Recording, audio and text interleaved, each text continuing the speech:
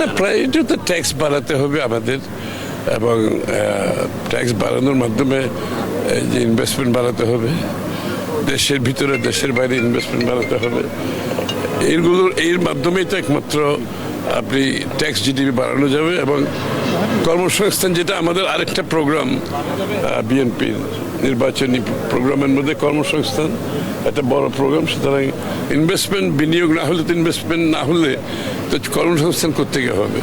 এই জন্য আমরা জোর দিচ্ছি ইনভেস্টমেন্টে, দেশি বিদেশি ইনভেস্টমেন্ট জোর দিচ্ছি।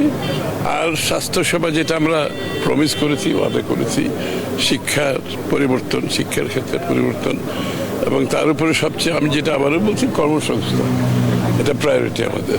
আগামী বাজেটে কি প্রায়োরিটি পাবে বলে আপনি মনে করছেন? কর্মসংস্থান দিয়ে শুরু হবে, এটা করার জন্য যা যা প্রয়োজন সেটা করা হবে। ব্যাংকের ব্যাপারে কোনো হসপিটাল নাই, এবং এই এলাকার মানুষের দাবি।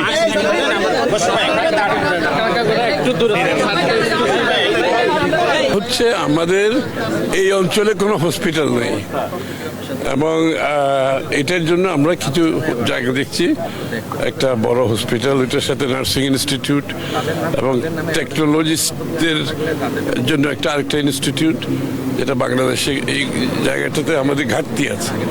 তো এটা এই অঞ্চলের মানুষের একটা দাবিও ছিল, এই জন্য আমরা জায়গা দেখছি, একটা বড় জায়গা লাগছে। এই জায়গা দেখার মধ্যে এটা একটি জায়গা, আরও দু একটি জায়গা আমরা দেখতেছি যেখানে সুবিধা হয়, কারণ জায়গা আবার দখল পেতে হয়, আপনারা জানেন এখানে অনেক ঝামেলা থাকে। তো যত তাড়াতাড়ি আমরা চাচ্ছি হসপিটালটা করার জন্য। এটা কি জেনারেল না বিশেষায়িত কোনো হসপিটাল? জেনারেল, এবং এর মধ্যে বিশেষায়িত কিছু থাকবে।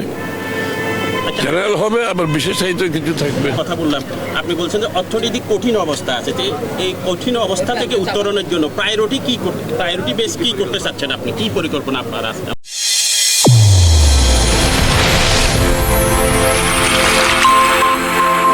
চ্যানেল A1 হৃদয়ের স্পন্দন।